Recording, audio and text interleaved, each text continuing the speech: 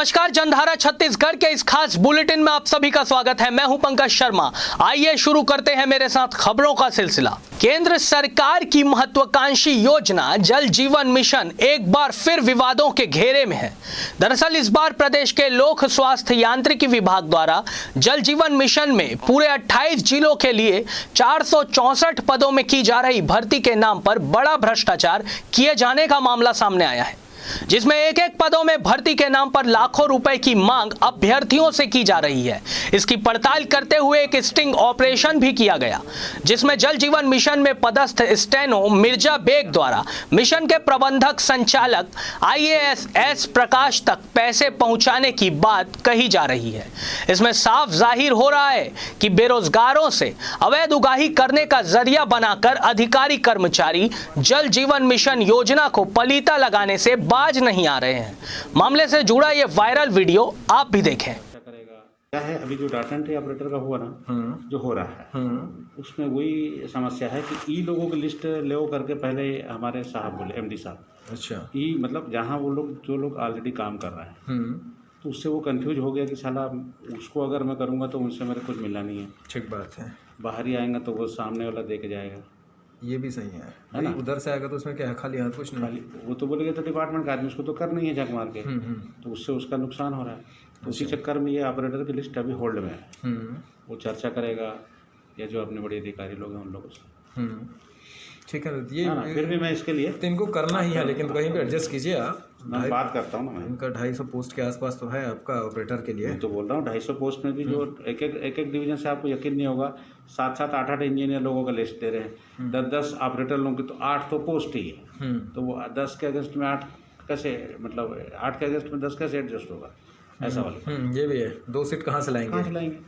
तो वो थोड़ा वैसे परेशान नाम किसी से लिखा, अरे कंफ्यूजन ना हो। ठीक है ना, इसको मैं रखता हूं। केंद्रीय वित्त मंत्री निर्मला सीतारमण आज पहली बार छत्तीसगढ़ पहुंची। इस दौरान रायपुर एयरपोर्ट में भाजयुमो के कार्यकर्ताओं ने बाइक रैली निकालकर वित्त मंत्री सीतारमण का भव्य स्वागत किया।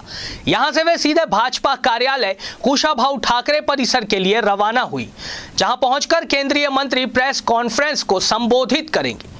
तय कार्यक्रम के मुताबिक प्रेस वार्ता के बाद वित्त मंत्रालय से जुड़े अधिकारियों और अलग अलग प्रतिनिधियों से बातचीत करेंगे, जिसके बाद भाटागांव वैक्सीनेशन सेंटर में पहुंचकर कोरोना वैक्सीनेशन प्रोग्राम की जानकारी भी केंद्रीय मंत्री लेंगी।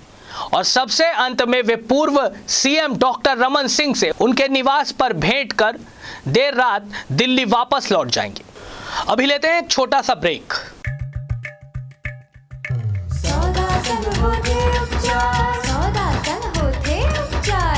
चले सब मन चले हाट बाजार, हाट बाजार।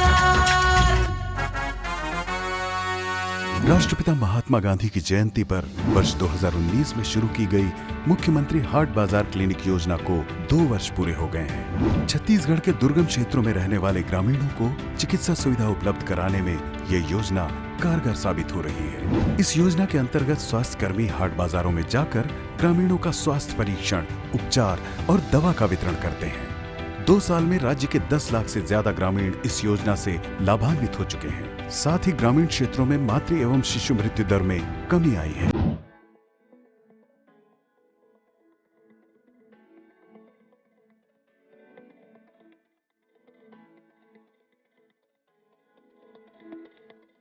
मुख्यमंत्री हाट बाजार योजना के तहत जिसे आसपास के ग्रामीण को बहुत ज़्यादा लाभ हो रहा है। बाजार भी होता है, इलाज भी होता है। बाजार में हो गई इलाज की सब सुविधा, सेहत सुविधा पहुँचे द्वार, सेहत सुविधा पहुँचे द्वार। सोचे सब भूपेश सरकार, हाट बाजार।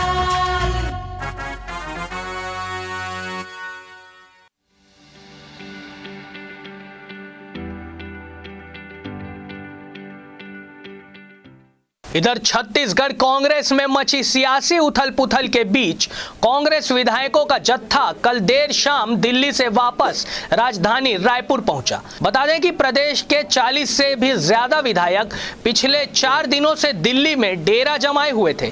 इस दौरान केंद्रीय नेताओं से मिलने की उन्होंने पूरी कोशिश की, लेकिन किसी बड़े नेता से इनकी मुलाकात नहीं हो पाई। लगभग 35 विधायक एक साथ दिल्ली से रायपुर वापस आ गए हैं। रायपुर लौटने के बाद हमारे संवाददाता ने इन विधायकों से खास बातचीत की।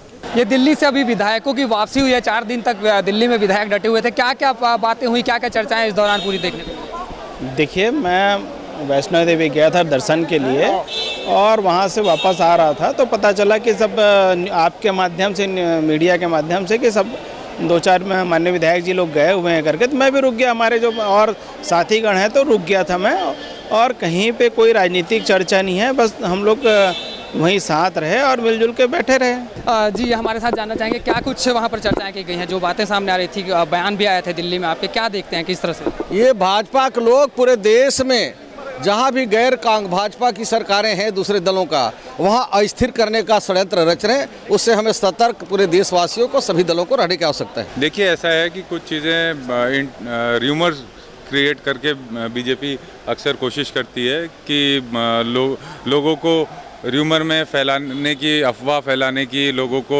मिसगाइड करने की, तो उसका पुराना एजेंडा है। अभी तो छत्तीसगढ़ बहुत अच्छा चल रहा है भूपेश बघेल जी के नेतृत्व में, और इतना अच्छा काम कर रहे हैं कि हमारे राष्ट्रीय नेता श्रीमती सोनिया गांधी जी, राहुल गांधी जी, प्रियंका गांधी जी और PL पुनिया जी के नेतृत्व में छत्तीसगढ़ में अच्छा काम हो रहा है। दिल्ली में और कुछ चर्चाएं, जिस तरह से 2 खेमे की बात सामने आ रही थी, इसको लेकर कुछ चर्चाएं सामने? छत्तीसगढ़ में एक खेमा है भूपेश बघेल जी, और पूरे विधायक भूपेश बघेल के साथ में हैं, पूरे लोग हैं। तो ये थे हमारे साथ विधायक चंद्रदेव राय जी, जो अभी दिल्ली से पहुंचे, और जो तमाम चर्चाओं के बाद इन्होंने जानकारी दी है कि किसी भी तरह की राजनीतिक चर्चा वहां पर नहीं हुई है, और सभी अपने अपने पर्सनल काम से वहां पर गए हुए थे, जिसके बाद अब यहां वापस लौटे हैं। आने वाले समय में और क्या कुछ घटनाक्रम इस पूरे मामले पर सामने आता है, यह देखने वाली बात होगी। कैमरा पर्सन मनीष मिश्रा के साथ अंकित मिश्रा की रिपोर्ट, VIP न्यूज़ रायपुर। और उत्तर प्रदेश के लखीमपुर में घटी वारदात को लेकर छत्तीसगढ़ में भी सियासत गर्मा गई है। मुख्यमंत्री भूपेश बघेल के बाद अब पूर्व मुख्यमंत्री डॉक्टर रमन सिंह का भी बयान इस मामले में सामने आया है। उन्होंने इस घटना पर दुख जाहिर करते हुए बताया कि यूपी सरकार ने घटना के बाद तत्काल जांच के निर्देश दिए हैं और पीड़ित परिवारों को मुआवजा भी प्रदान किया है। उन्होंने मुख्यमंत्री भूपेश बघेल पर हमला बोलते हुए कहा कि छत्तीसगढ़ में इस घटना पर राजनीति की जा रही है। बस्तर के सिलगेर में घटित घटना में मुख्यमंत्री और कांग्रेस नेताओं के ना पहुंचने को लेकर भी उन्होंने सवाल खड़े किए और प्रदेश में दोहरी राजनीति किए जाने का आरोप भी छत्तीसगढ़ की राज्य सरकार पर लगाया। मुख्यमंत्री जी ने उत्तर प्रदेश के तुरंत इस सारे विषय के लिए उच्च स्तरीय जांच के लिए उन्होंने घोषणा की और उन परिवारों को सहायता के लिए मृतक परिवार को राशि उपलब्ध कराई है 45 लाख रुपया और घायलों को लिए 10 लाख रुपया। मगर इस सारे विषय को लेकर जो मुख्यमंत्री छत्तीसगढ़ लखीमपुर जा रहे हैं, मगर बस्तर में जब बड़ी घटना होती है, बस्तर के सिलगेर में जब निर्दोष आदिवासी मारे जाते हैं, उस समय सरकार की संवेदना कहाँ मर गई। न राहुल गांधी, न प्रियंका और न भूपेश बघेल उनको संवेदना व्यक्त करने नहीं गए, उन्हें मदद आर्थिक रूप से नहीं दिए। कोई जुडिशियल इंक्वायरी की बात तो छोड़िए, पार्टी के लोगों को जांच दल बना के उसकी जांच कराई। तो ये डबल स्टैंडर्ड जो चल रहा है छत्तीसगढ़ में और देश में, ये निश्चित रूप से उचित नहीं। अभी लेते हैं एक और छोटा सा ब्रेक। सौदा संग होते उपचार, सौदा संग होते उपचार, चले सब मन चले हाट बाजार, हाट बाजार। राष्ट्रपिता महात्मा गांधी की जयंती पर वर्ष 2019 में शुरू की गई मुख्यमंत्री हाट बाजार क्लिनिक योजना को 2 वर्ष पूरे हो गए हैं। छत्तीसगढ़ के दुर्गम क्षेत्रों में रहने वाले ग्रामीणों को चिकित्सा सुविधा उपलब्ध कराने में ये योजना कारगर साबित हो रही है। इस योजना के अंतर्गत स्वास्थ्य कर्मी हाट बाजारों में जाकर ग्रामीणों का स्वास्थ्य परीक्षण, उपचार और दवा का वितरण करते हैं। 2 साल में राज्य के 10 लाख से ज्यादा ग्रामीण इस योजना से लाभान्वित हो चुके हैं। साथ ही ग्रामीण क्षेत्रों में मातृ एवं शिशु मृत्यु दर में कमी आई है।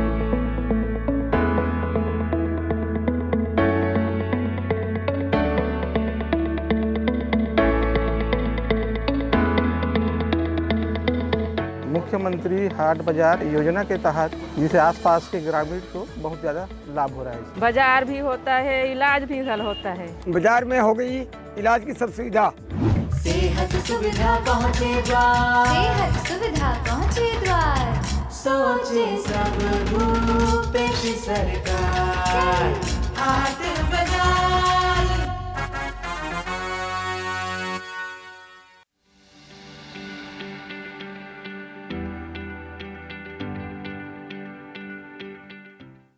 आइए अब रुख करते हैं हमारी सहयोगी शुभांगी का, जो हमें दिखाएगी छत्तीसगढ़ की 36 खबरें सुपर फास्ट अंदाज में।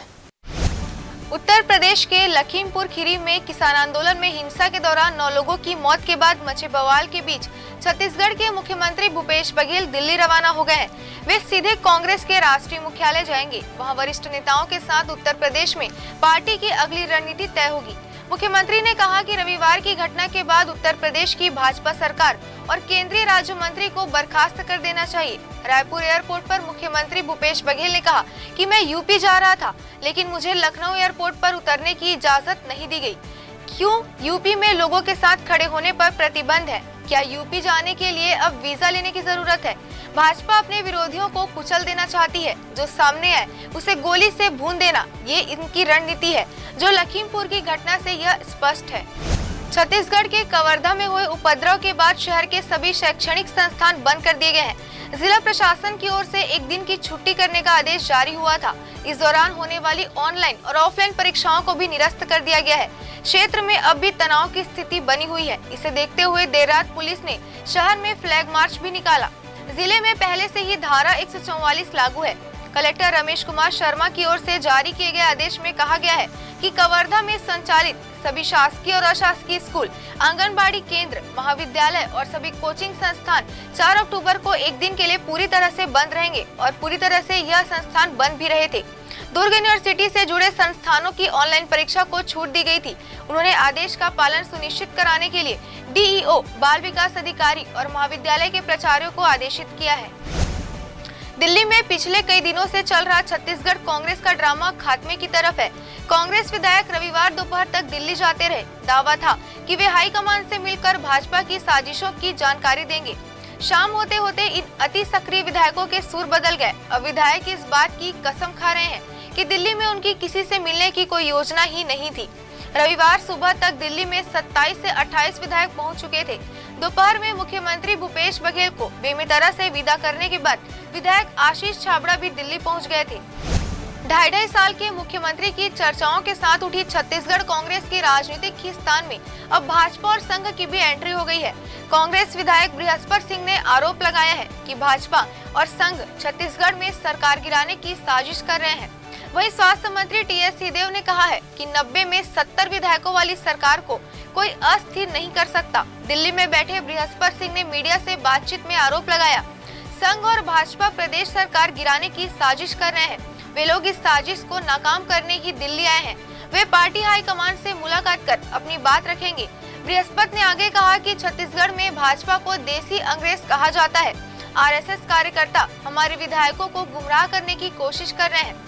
उन्होंने मध्य प्रदेश सरकार को निशाना बनाया, जिसके कारण वह गिर गई। पंजाब में भी उन्होंने ऐसा ही किया। उन्होंने फूट डालो और राज करो की नीति अपनाई है। छत्तीसगढ़ में घुड़सवार स्टूडेंट इन दिनों चर्चा में है। वह बाइक, कार, बस, साइकिल से नहीं, घोड़े पर स्कूल जाते हैं। 5वीं कक्षा का छात्र मनीष यादव सड़कों से गुजरता है तो लोग देखते रह जाते हैं। उत्सुकता में उससे नाम पता पूछते हैं। उसकी उम्र 12 साल है। हाइट थोड़ी कम होने की वजह से वह दौड़ते हुए आता है और उछल कर घोड़े पर चढ़ आता है। दरअसल मनीष बिलासपुर के बेलगहना इलाके में जरगा गांव का रहने वाला है। वह 1 महीने से इसी तरह से रोज स्कूल जाता है। शिक्षक बताते हैं कि मनीष स्कूल आता है तब भी अपने घोड़े का पूरा ख्याल रखता है। कक्षा में बैठने के दौरान मनीष का घोड़ा कभी स्कूल के बाहर चरता भी है। वहीं जब वह चर कर वापस लौट आता है तो मनीष उसे स्कूल के बाहर ही एक खूंटे से बांध देता है। छत्तीसगढ़ में राजनीति का कोल्ड वॉर अलग ही स्तर पर पहुंचता दिख रहा है। मुख्यमंत्री भूपेश बघेल इन दिनों बेमेतरा प्रवास पर है। वहां कई परियोजनाओं का उद्घाटन और भूमि पूजन भी हुआ, लेकिन प्रभारी मंत्री टीएस सिंहदेव नहीं दिखे। इस पर पत्रकारों ने सवाल उठाया तो मुख्यमंत्री ने कहा, जब मुख्यमंत्री यहाँ है तो प्रभारी मंत्री को कोई पूछता है क्या? महात्मा गांधी के जन्मदिन पर शनिवार को बेमेतरा में किसान सम्मेलन का आयोजन हुआ था। मुख्यमंत्री इसमें मुख्य अतिथि के तौर पर शामिल हुए। गृह मंत्री ताम्रध्वज साहू को सम्मेलन का अध्यक्ष बनाया गया था। वहीं प्रभारी मंत्री टीएस सिंहदेव, कृषि मंत्री रविंद्र चौबे, दुर्ग सांसद विजय बघेल, विधायक गुरुदयाल सिंह बंजारे और आशीष छाबड़ा को विशिष्ट अतिथियों में शामिल किया गया था।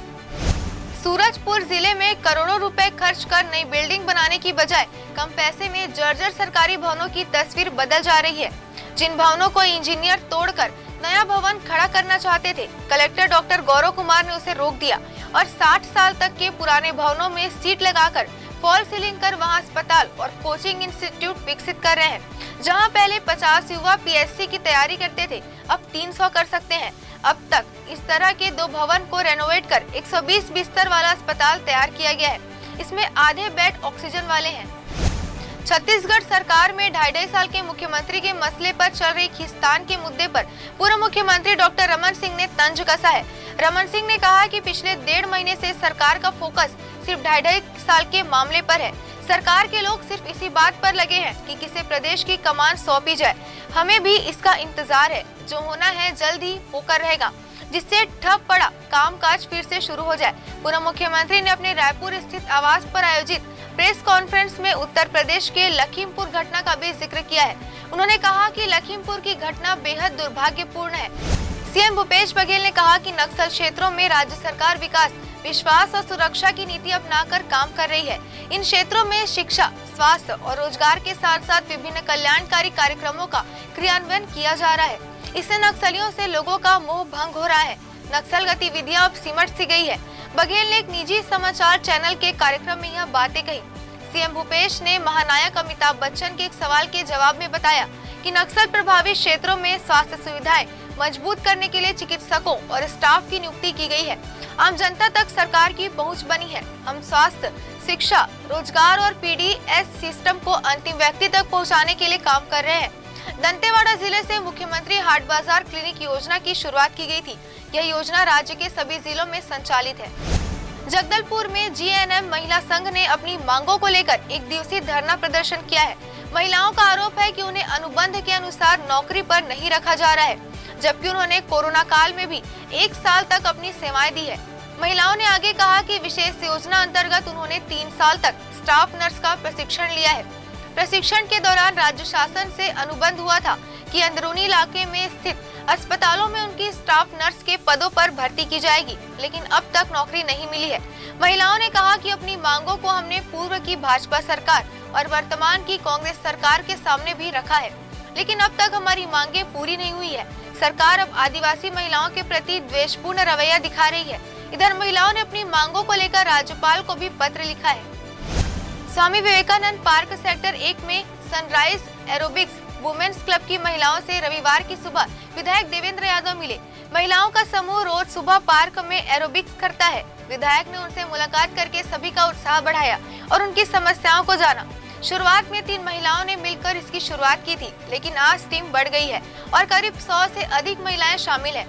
सनराइज एरोबिक्स वुमेन्स क्लब अध्यक्ष बीना माहुले, उपाध्यक्ष अनुप्रिया पाले, महासचिव साधना बाकलीवाल, कोषाध्यक्ष गीता दुबे, मीडिया प्रभारी दीक्षा जैन, सांस्कृतिक सचिव सीता सोनकर, सुजाता रेड्डी, कार्यकारिणी दुर्गा पाठक, चमेली बंछोर, साधना कुशवाहा द्वारा प्रतिदिन सुबह 5 बजे से एरोबिक्स कराया जाता है। नवरात्रि 7 अक्टूबर से शुरू हो रही है। पिछले साल कोरोना के चलते प्रतिमाएं अपेक्षाकृत काफी ज्यादा स्थापित की गई थी। इस बार प्रतिमाओं की स्थापना सामान्य दिनों की तरह होने जा रही है। थनौद में मूर्तिकार लगातार दिन रात एक कर प्रतिमाएं तैयार कर रहे हैं। पिछले 15 दिन में ही 35 से बड़ी आकर्षक दुर्गा प्रतिमाएं तैयार की गई है। मूर्तिकार राधे चक्रधारी और लव चक्रधारी बताते हैं कि पहली बार गुजरात के पोरबंदर से चाक मिट्टी, नागपुर से लाल और साडू मिट्टी लाकर प्रतिमाएं तैयार की गई हैं। 2.5 साल के सेम फॉर्मूले पर दिल्ली में विधायकों का जमावड़ा जारी है। रविवार को भी 3 विधायक दिल्ली रवाना हुए और अब वहां मौजूद कांग्रेस विधायकों की संख्या बढ़कर 46 हो चुकी है। इनका नेतृत्व कर रहे विधायक बृहस्पति सिंह ने दिल्ली से जानकारी दी और आरोप लगाया कि भाजपा और आरएसएस के लोग मध्य प्रदेश, पश्चिम बंगाल, बिहार की तरह छत्तीसगढ़ सरकार को अस्थिर करने की साजिश कर रहे हैं। ये काले अंग्रेज हैं जिन्होंने हमेशा राजा महाराजाओं को आगे रखकर शासन चलाया है। भिलाई में 2 साल बाद कुष्ठ रोगियों की सर्जरी एक बार फिर शुरू हो गई है। 2 वर्षों में इस सर्जरी के लिए चुने गए कुल 10 मरीजों में 7 मरीजों को बैतुलपुर के लेप्रोसी मिशन अस्पताल में भर्ती कराया गया है। अब तक 3 मरीजों की सर्जरी हो गई है, शेष 4 की अगले 7 दिनों में की जानी है। इन 7 की सर्जरी के बाद स्वास्थ्य विभाग बचे 3 मरीजों को भी भर्ती कराएगा। यह जानकारी जिला कुष्ठ रोग अधिकारी डॉक्टर अनिल शुक्ला ने दी है। प्रदेश में सड़क हादसों में बढ़ी वृद्धि के बाद अब स्पीड राडर गन, हाईवे पेट्रोलिंग व्हीकल के साथ साथ डॉपलर राडर की मदद से रोकने की कवायद शुरू की गई है। इसके अलावा हर दुर्घटना की वैज्ञानिक और तकनीकी जांच के लिए वीडियोग्राफी कराई जाएगी। इस संबंध में पुलिस मुख्यालय ने गृह विभाग को प्रस्ताव बनाकर भेजा है। इस साल 8 महीनों में 8,203 सड़क दुर्घटनाओं में 3,689 लोगों की जान जा चुकी है। इस सितंबर महीने में 850 से ज्यादा मामले सामने आए हैं, जिसमें 302 लोगों की मौत हुई है। पुलिस मुख्यालय की रिपोर्ट में सबसे चौंकाने वाली बात यह है कि सबसे ज्यादा दुर्घटनाएं रायपुर जिले में हुई है। इन दुर्घटनाओं को रोकने के लिए पुलिस मुख्यालय ने करीब 10 स्पीड राडर गन और इतनी ही हाईवे पेट्रोलिंग गाड़ियां खरीदने के लिए गृह विभाग को प्रस्ताव भेजा है। प्रदेश में कारोबार जगत के लिए यह अच्छी खबर हो सकती है कि अगले 3 माह यानी इस साल के अंत तक सरकारी तौर पर ही किसानों और कर्मचारियों के खातों में 6200 करोड़ रुपए जाने वाले हैं। यह रकम राजीव किसान न्याय योजना, मजदूर न्याय योजना और गोधन न्याय योजना के जरिए किसानों तथा आम लोगों के खातों में पहुंचेगी। यही नहीं, इस माह की सैलरी में करीब 4.5 लाख कर्मचारियों और 1.25 लाख पेंशनरों को डीए की 2 किस्त के रूप में भी सैलरी या पेंशन के साथ पैसे दिए जा रहे हैं। अर्थशास्त्रियों का अनुमान है कि दिसंबर के अंत तक केवल सरकारी खजाने से लगभग 6,200 करोड़ रुपए किसानों और आम लोगों के पास पहुंचे हैं। इसकी लगभग 70% राशि बाजार में आएगी, अर्थात छत्तीसगढ़ में अगले 3 माह में बाजार में 4,000 करोड़ रुपए पहुंचने वाले हैं। राजधानी में त्योहारी सीजन से ही तेलीबांधा का फूड कोर्ट, एंटरटेनमेंट जोन और पार्क जैसी सुविधाएं मिलने लगेंगी। कोरोना और लॉकडाउन में साल भर से फंसे तेलीबांधा फूड जोन की शुरुआत 2 हफ्ते में हो रही है। इसे लगे पार्क को मनोरंजन और सुबह शाम के सैर सपाटे के लिहाज से नई थीम पर डेवलप किया गया है। यहाँ के योगा जोन, एम्फी थिएटर और चौपाटी को फूड कोर्ट में बदल दिया गया है।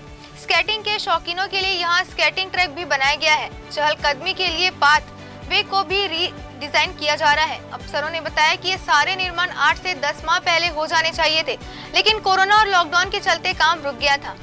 बिलासपुर में बछेरा तालाब में नीले रंग के आसमान की छाया पड़ी तो पानी का रंग भी नीला हो गया। बारिश में लबालब हुआ नगर निगम का यह पहला तालाब है जिसमें प्राकृतिक सौंदर्य के साथ स्वच्छ पानी है। स्वच्छ पानी भरने बंधवा पारा और जतिया तालाब में किया गया प्रयोग करोड़ों रुपए खर्च करने के बाद अब तक सफल नहीं हो पाया, क्योंकि शहर में जिन तालाबों का सौंदर्यीकरण किया गया उनमें नाले नालियों का पानी भरता था। निकासी बंद करते ही तालाब सूख गए। 25 फुट गहरे बछेरा तालाब में 20 फुट पानी भर चुका है। बारिश होती रही तो जल स्तर और बढ़ेगा। स्वच्छ पानी के कारण तीफरा के लोग निस्तार के साथ धार्मिक सामाजिक कार्यों के लिए यहाँ पहुँचते हैं। रायगढ़ में मौसम में बदलाव होने की वजह से धान की फसलों में धान की बालियां तो निकल गई है, लेकिन अचानक धूप निकल जाने और फिर बारिश होने से फसलों में भूरा माहू कीड़े लग रहे हैं। सुबह धूप निकलने और शाम को अचानक बारिश होने से किसान परेशान है। धान की फसल के साथ ही मौसम में अचानक हो रहे बदलाव के कारण सब्जियों की फसल भी खराब हो रही है। धान पर कीटनाशक के उपयोग का असर भी कम हो रहा है। फसल बचाने के लिए किसान एक्सपर्ट से सलाह ले रहे हैं। खरसिया के सूती के गजेंद्र पटेल ने बताया कि अभी धान की ही खेती की जा रही है। सबसे ज्यादा रकबा इसी का है। बिलासपुर रेलवे स्टेशन के प्लेटफॉर्म पर अगर आपको ठंडा पानी चाहिए तो इसके लिए गर्मी आने का इंतजार करना पड़ेगा। प्लेटफॉर्म पर लगे वाटर कूलर देखकर जरा भी उत्साहित ना हो। उनमें पानी तो मिलेगा लेकिन ठंडा नहीं, क्योंकि उसमें बिजली कनेक्शन ही नहीं है। बिलासपुर रेलवे स्टेशन के 8 प्लेटफॉर्म पर 20 से अधिक वाटर कूलर लगे हैं, लेकिन चालू कोई भी नहीं है। उनमें आ रहा पानी देखकर अवश्य ही लोग वहां पहुंच जाते हैं, लेकिन मायूसी हाथ लगती है। अब लगभग सभी ट्रेनें चलने लगी हैं। ज्यादातर यात्री प्लेटफॉर्म पर उतरकर ही पीने का ठंडा पानी तलाशते हैं। लेकिन बिलासपुर में उन्हें ठंडा पानी नहीं मिल रहा है। रेल कर्मचारियों का कहना है कि बिजली गर्मी में चालू करते हैं तब तक सामान्य पानी ही मिलेगा। प्लेटफॉर्म नंबर 2 और 3 पर हावड़ा एंड पे लगे वाटर कूलर को देखकर तो स्पष्ट हो गया है कि रेलवे प्रशासन चाहता ही नहीं है कि यात्रियों को कूलर का ठंडा पानी मिले। भिलाई में Rajesh Patel sports complex sector 2 में सिख यूथ फोरम और पटेल एकेडमी द्वारा छत्तीसगढ़ गतका एसोसिएशन के पदाधिकारियों के सम्मान में कार्यक्रम का आयोजन किया गया। इसमें मिनी और सीनियर टीमों के बीच बास्केटबॉल का प्रदर्शन मैच हुआ। एकेडमी और यूथ फोरम के बीच हुए रोमांचक मैच में पटेल एकेडमी ने जीत हासिल की। इसके बाद अजीत खालसा द्वारा गतका फाइट का प्रदर्शन भी किया गया। मिनी मैच में आशा, आरुषि, गार्गी, जिया, रेहा और सीनियर मैच में भारती, संगीता कौर, रिया, कीर्ति और निशा, नेहा, ज्योति, नागमणि ने बेहतरीन खेल का प्रदर्शन किया। बिलासपुर में 21वीं राज्य स्तरीय शालेय खेल प्रतियोगिता के अंडर 14 बालक क्रिकेट वर्ग में भाग लेने बचपन का प्यार गाना से प्रसिद्ध सहदेव दिर्दो बिलासपुर पहुंचे हैं। यहाँ उन्होंने पुलिस लाइन मैदान में ड्यूस बॉल क्रिकेट में बस्तर टीम से भाग लेते हुए 3 विकेट झटके। हालांकि वे अपनी टीम को हार से नहीं बचा सके और उन्हें बल्लेबाजी का मौका भी नहीं मिला। सदैव ने बताया कि वह पढ़ाई के साथ साथ खेल और गाने को जारी रखना चाहते हैं। रविवार को मुकाबला सरगुजा से हुआ। इसमें सरगुजा ने पहले बल्लेबाजी करते हुए 218 रन बनाए। वहीं बस्तर के बल्लेबाज 70 रनों पर पवेलियन लौट गए। टीम को 148 रन से हार का सामना करना पड़ा। बिलासपुर को कोविशील्ड के डोज तो पर्याप्त मिल गए हैं, लेकिन कोवैक्सीन की किल्लत अभी भी बनी हुई है। रायपुर से कोविशील्ड के 82,000 डोज मिले। इतने डोज मिलने के बाद जिले में सोमवार को शहर के 29 सहित जिले के 200 से अधिक सेंटरों पर वैक्सीनेशन हुआ। इधर कोवैक्सीन के सिर्फ 4100 डोज ही मिले हैं। इतने कम डोज से सिर्फ 2 दिन का ही काम चल पाएगा। कोवैक्सीन पर्याप्त नहीं मिलने के कारण जिले के 12,000 से अधिक लोग दूसरा डोज नहीं लगवा पा रहे हैं। लोगों को इंतजार है कि कोवैक्सीन की किल्लत दूर हो तो वे सेंटरों पर जाकर अपना डोज लगवाएं। स्वास्थ्य विभाग के अफसरों का कहना है कि ऊपर से ही कोवैक्सीन के डोज कम मिल रहे हैं। उम्मीद है कि आगे पर्याप्त डोज मिलेंगे। बिलासपुर में आयुष्मान कार्ड बनवाने की तिथि एक बार फिर बढ़ा दी गई है। अब 31 अक्टूबर तक वंचित हितग्राही अपना कार्ड बनवा सकेगी। अभी भी जिले के 4.5 लाख हितग्राही ऐसे हैं जिनका आयुष्मान कार्ड नहीं बन पाया है। जिले में 900 से अधिक सेंटर में आयुष्मान कार्ड बनाने शिविर लग रहे हैं। किसी की उंगलियां घिसने से फिंगरप्रिंट नहीं आ रहा तो किसी का आधार कार्ड अपडेट नहीं है। कई लोगों के राशन कार्ड में भी गड़बड़ियां मिली है। बिलासपुर में रेलवे सुरक्षा बल की ओर से फिटनेस कार्यक्रम और सुरक्षा सम्मेलन का आयोजन किया गया। इस दौरान बल सदस्यों को फिटनेस पर ध्यान देने के साथ साथ सफाई पर जोर देने की बात कही गई। ये दोनों ही उपाय बेहतर कार्य के लिए जरूरी है। इसका पालन सभी अधिकारियों के अलावा बल सदस्यों को करना चाहिए। बुधवारी बाजार स्थित आरपीएफ बैरक में वरिष्ठ मंडल सुरक्षक आयुक्त ऋषि कुमार शुक्ला ने नेतृत्व में बिलासपुर मंडल मुख्यालय में तैनात अधिकारी और बल सदस्यों की उपस्थिति में आयोजन किया गया। छत्तीसगढ़ के मुख्यमंत्री भूपेश बघेल के विशेष विमान को उत्तर प्रदेश सरकार ने लखनऊ में उतरने की अनुमति नहीं दी। बघेल लखीमपुर खीरी जाने वाले थे। यूपी सरकार के रुख को देखते हुए बघेल अब दिल्ली के रास्ते लखीमपुर खीरी जा सकते हैं। इसके लिए बघेल 11:30 बजे रायपुर से दिल्ली के लिए रवाना हो गए हैं। लखीमपुर खीरी की घटना को देखते हुए मुख्यमंत्री बघेल ने वहां जाने का कार्यक्रम बनाया था। निर्धारित कार्यक्रम को देखते हुए किराए का चार्टर प्लेन सोमवार सुबह से ही रायपुर एयरपोर्ट पहुंच चुका था। मुख्यमंत्री भूपेश बघेल ने 4 अक्टूबर विश्व आर्किटेक्चर डे पर सभी वास्तुविदों को बधाई और शुभकामनाएं दी हैं। मुख्यमंत्री बघेल ने अपने शुभकामना संदेश में कहा है कि आधुनिक समय में आर्किटेक्चर विधा का महत्व लगातार बढ़ रहा है। वास्तुविद उपलब्ध संसाधनों के अधिकतम उपयोग के साथ जलवायु परिवर्तन की परिस्थितियों से निपटने के लिए भवनों के निर्माण में सूर्य की रोशनी के अधिकतम उपयोग, ऊर्जा की कम खपत, अधिकतम हरित परिवेश और भवन का तापमान प्राकृतिक रूप से कम रखने में महत्वपूर्ण भूमिका निभा रहे हैं। मुख्यमंत्री भूपेश बघेल की पहल पर रामवन गमन पथ से जुड़े महत्वपूर्ण स्थलों को पर्यटन केंद्र के रूप में विकसित किया जा रहा है। भगवान राम जिन जगहों से गुजरे थे उनमें से एक महासमुंद जिले के विकासखंड के ग्राम पीढ़ी में 8,62,000 रुपए की लागत से उपवन निर्माण किया गया, जिसका लोकार्पण महात्मा गांधी की जयंती के अवसर पर 2 अक्टूबर को किया गया था। कार्यक्रम में मुख्य अतिथि के रूप में संसदीय सचिव एवं महासमुंद के विधायक विनोद चंद्राकर वर्चुअल माध्यम से जुड़े थे। कोविड-19 टीकाकरण कार्यक्रम के अंतर्गत 4 अक्टूबर 2021 को बालोद जिले में 18 वर्ष से अधिक उम्र के व्यक्तियों का टीकाकरण किया गया। जिला टीकाकरण अधिकारी डॉक्टर SK सोनी ने बताया कि विकासखंड बालोद के अनेक स्वास्थ्य केंद्रों पर टीकाकरण किया गया है। नारायणपुर में लोगों में मानसिक स्वास्थ्य के प्रति जागरूकता के लिए प्रतिवर्ष 10 अक्टूबर को विश्व मानसिक स्वास्थ्य दिवस मनाया जाता है। इसी क्रम में जिले में मानसिक स्वास्थ्य जन जागरूकता सप्ताह का आयोजन किया जा रहा है, जिसके अंतर्गत 4 अक्टूबर यानी कल से 11 अक्टूबर तक कलेक्टर धर्मेश कुमार साहू के निर्देशानुसार स्वास्थ्य विभाग एवं जिला मानसिक स्वास्थ्य नोडल अधिकारी डॉक्टर प्रशांत गिरी के मार्गदर्शन में कई जागरूकता कार्यक्रम आयोजित किए जाएंगे। इस दौरान लोगों को मानसिक अस्वस्थता के कारणों, लक्षणों और इसके बचाव हेतु उपायों की जानकारी दी जाएगी। महासमुंद में नोवेल कोरोना वायरस के संक्रमण के नियंत्रण और रोकथाम को दृष्टिगत रखते हुए और आगामी माह में जिले में कोरोना पॉजिटिव प्रकरणों की संख्या में वृद्धि की संभावना को रोकने और नियंत्रण में रखने के लिए कलेक्टर एवं जिला दंडाधिकारी डोमन सिंह ने नवरात्र पर्व के संबंध में निर्देश जारी कर दिए हैं। आदेश में कहा गया है कि मूर्ति की अधिकतम ऊंचाई 8 फीट होगी, लेकिन प्लास्टर ऑफ पेरिस से निर्मित मूर्ति बिक्री और स्थापित करना प्रतिबंधित होगा। बीते दिन सूरजपुर में मोतियाबिंद का ऑपरेशन कराकर 183 मरीज डिस्चार्ज हुए। कलेक्टर डॉक्टर गौरव कुमार सिंह की अगुवाई में ऑपरेशन उपरांत मरीजों को जिला प्रशासन द्वारा बस से उनके घर तक पहुंचाया गया। डिस्चार्ज हुए 183 मरीजों में सूरजपुर, प्रतापपुर, ओडगी, भैयाथान, रामानुज, कोरिया, सरगुजा और बलरामपुर के अलावा उत्तर प्रदेश, मध्य प्रदेश और झारखंड से आए मरीज शामिल हैं। Chhattisgarh girls battalion NCC Parchanpal का 7 दिवसीय एनसीसी संयुक्त वार्षिक प्रशिक्षण शिविर CATC का समापन कन्या शिक्षा परिसर में हुआ। 26 सितंबर से शुरू हुए इस शिविर में कैडेट्स ने ड्रिल, फायरिंग, मैप रीडिंग, योग, ट्रैफिक नियम और स्वास्थ्य संबंधी जानकारी प्राप्त की। शिविर के दौरान शुक्रवार को सांस्कृतिक कार्यक्रम का आयोजन किया गया था, जिसमें शामिल डिप्टी कलेक्टर गीता रायस्त ने कैंडिडेट्स के उज्जवल भविष्य की कामना की। तो इस बुलेटिन में फिलहाल इतना ही। शाम 5:30 बजे फिर होगी मुलाकात। तब तक के लिए नमस्कार।